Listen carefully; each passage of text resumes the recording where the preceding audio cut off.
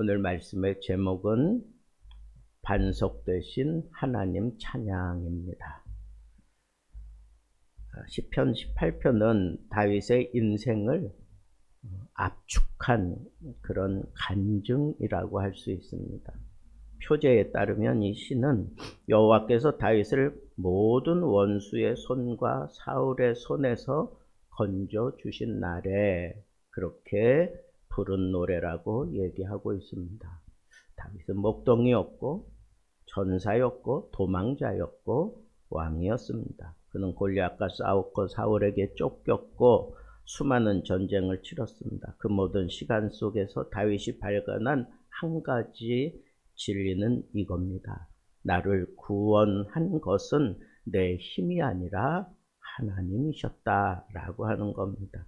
그래서 시편 18편은 단순한 찬양시가 아니라 하나님의 구원에 대한 다윗의 신앙 고백인 것입니다. 오늘 우리는 이 말씀을 통해서 반석 되신 하나님을 붙들고 찬양하는 것이 무엇인지 정확하게 구분한다면 우리도 우리 삶 속에서 반석이신 하나님을 만나게 될 것이고 그 하나님을 찬양할 수밖에 없다는 것입니다.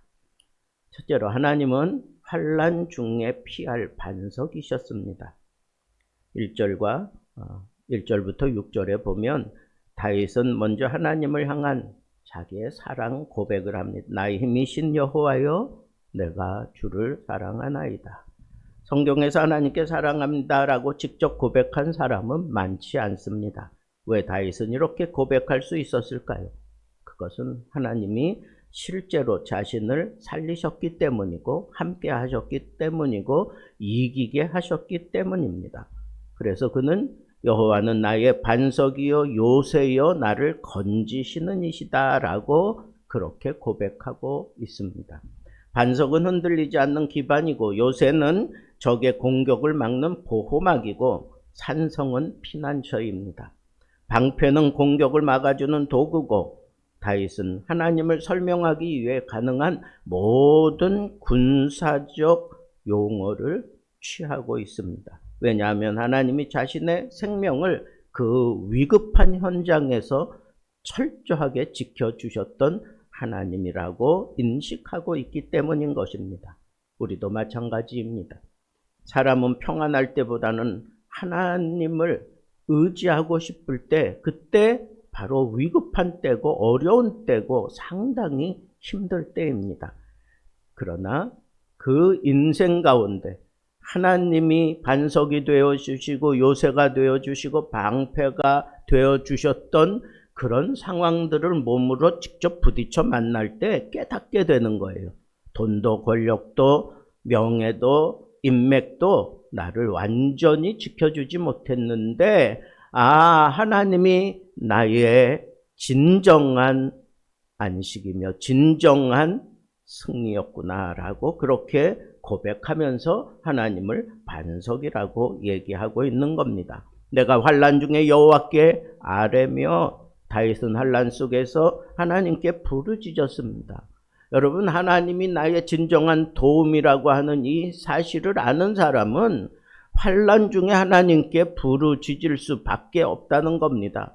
이전에는 하나님을 경험하기 이전에는 돈을 쫓아가고 사람을 쫓아가고 어떤 환경을 쫓아갔지만 하나님이 진정한 나의 안식처고 나의 피난처고 나의 방패고 나의 승리임을 알게 되는 그때에는 한 가지 하나님께 부르짖는 그 길 외에 다른 것은 생각도 나지 않는 것입니다.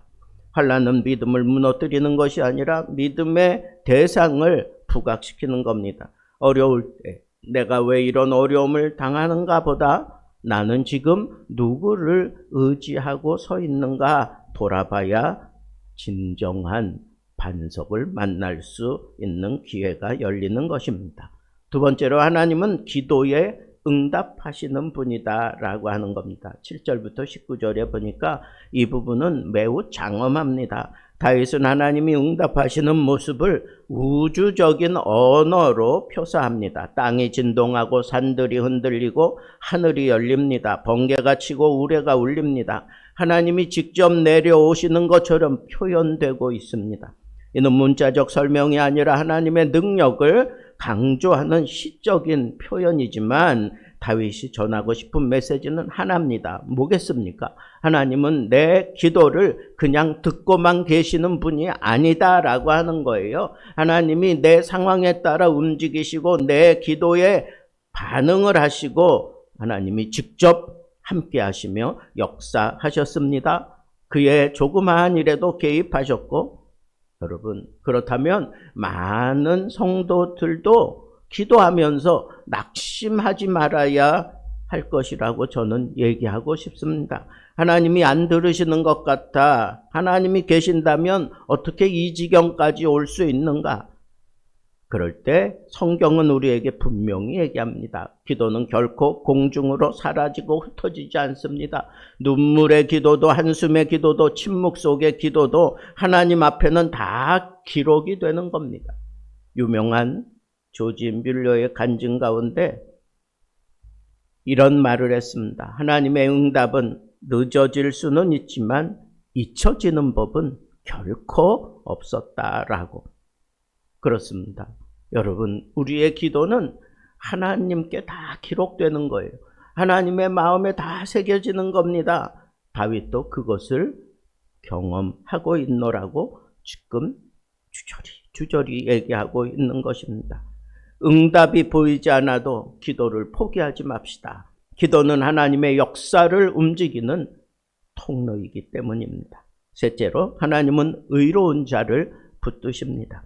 20절부터 29절입니다. 이 부분은 오해하기 쉬운 본문입니다. 다윗은 말합니다. 여호와께서 내 의를 따라 갚으셨다. 그러면 다윗이 완벽했다는 그런 말입니까? 아닙니다. 성경은 다윗의 죄도 숨기지 않았습니다. 밧세바 사건으로 큰 죄를 범했습니다. 여기서 말하는 의는 죄 없는 완전함이 아니라 하나님을 향한 진실함의 근거를 두고 있는 의입니다. 다윗은 넘어졌지만 하나님을 떠나지 않았습니다. 실패했지만 회개했습니다. 무너졌지만 다시 하나님께 돌아왔습니다. 하나님은 완벽한 사람을 찾지 않습니다. 하나님은 하나님을 붙드는 사람을 찾는 것입니다. 29절에 보면 내가 주를 의뢰하고 적군을 향해 달리며, 믿음은 두려움이 아니고 용기입니다. 두려움이 없는 상태가 아니지만 두려움 가운데에서도 하나님을 신뢰한다고 하는 겁니다. 하나님은 넘어지지 않는 사람보다 다시 일어나서 하나님을 붙드는 사람을 하나님께서 붙들고 사용해 주십니다. 네 번째, 하나님은 믿는 자에게 능력을 주십니다. 30절부터 45절의 내용입니다. 이 부분은 다윗의 승리의 비결을 말하는 것이기도 합니다. 32절, 하나님이 내게 힘으로 띠띠우시며, 34절, 내 손을 가르쳐 싸우게 하시니, 36절, 내 걸음을 넓게 하셨고, 이와 같은 표현들은 다윗은 승리의 공을 자신에게 돌리지 않고 모든 것이 하나님의 은혜라고 얘기하는 겁니다. 세상은 내가 할 수 있다라고 말합니다. 그러나 성경은 하나님 안에서 할 수 있다라고 얘기하고 있습니다. 내게 능력 주시는 자 안에서 내가 모든 것을 할 수 있다고 고백하지 않습니까? 그렇습니다. 하나님의 능력이 약한 인간을 강하게 만드는 겁니다. 그렇기 때문에 우리는 사명을 감당하기 위해 정말 필요한 것은 나의 재능이 아니라 그보다 하나님의 능력인 것을 분명히 알고 의지해야 할 것입니다. 마지막 다섯 번째, 구원의 은혜는 찬양으로 이어짐이 마땅하다 하는 겁니다. 46절부터 마지막 50절에 보면 시편 18편의 마지막 부분이 찬양으로 휘몰아치고 있는 것을 볼 수 있습니다. 여호와는 살아계시니 나의 반석을 찬송하며.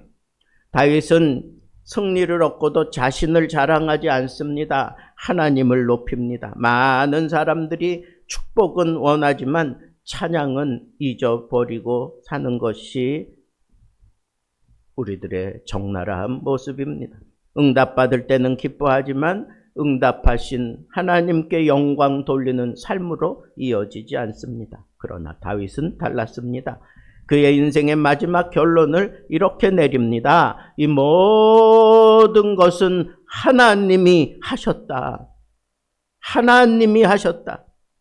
우리의 삶도 결국 이 고백으로 끝나야 할 것입니다. 사업이 잘 돼도, 건강이 회복돼도, 문제가 해결되어도 내가 했다가 아니라 하나님이 하셨습니다 라고 고백하는 사람이 그 인생을 멋지게 살아낸 사람입니다. 말씀을 맺겠습니다. 시편 18편은 다윗의 인생 간증입니다. 그는 말합니다. 하나님은 나의 반석이다. 하나님은 나의 기도를 들으셨다. 하나님은 나를 붙드셨다. 하나님은 내게 능력을 주셨다. 하나님은 나를 승리하게 하셨다. 그래서 나는 그를 찬양한다 라고 그렇게 찬양의 의미를 분명하게 밝히고 있습니다. 여호와는 살아계시니 나의 반석을 찬송하며. 이것이 여러분들의 간증이 되기를 바랍니다. 우리 인생에도 사울이 있고, 우리 인생에 골리앗이 있고, 우리 인생에 쓰린 눈물의 밤도 있습니다. 그러나 다윗을 붙드신 하나님은 오늘 우리도 붙들고 계십니다. 반석 되신 하나님을 붙드십시오. 환난 중에 기도하십시오. 끝까지 믿음을 붙드십시오. 그러면 우리도 다윗처럼 하나님이 나의 전부이십니다. 하나님이 하셨습니다 라고 멋지게 하나님이 하신 일들을 간증하며 살게 될 것입니다. 이와 같은 멋진 믿음의 자리에 여러분들이 올라설 수 있게 되기를 우리 주님의 이름으로 축복합니다.